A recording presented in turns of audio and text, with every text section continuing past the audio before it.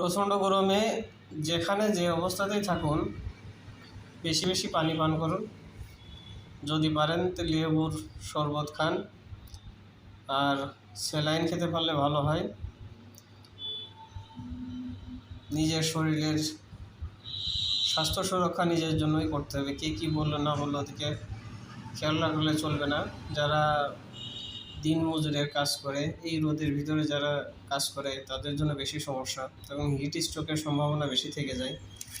তাই যারা রোদের ভিতরে কাজ করেন তাদের জন্য একটা পরামর্শ, গা ঘেমে প্রচুর পরিমাণে পানি গা থেকে বের হয়ে যায়, যার কারণে বেশি বেশি পানি খেতে হবে।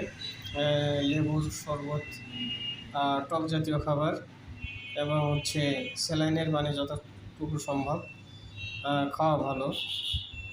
যার যতটুকু সম্ভব তার পক্ষ থেকে এতটুকু চেষ্টা করুন, তাতে করে নিজের যে স্বাস্থ্য সুরক্ষার বিষয়টা নিজেই খেয়াল রাখা উচিত। ধন্যবাদ।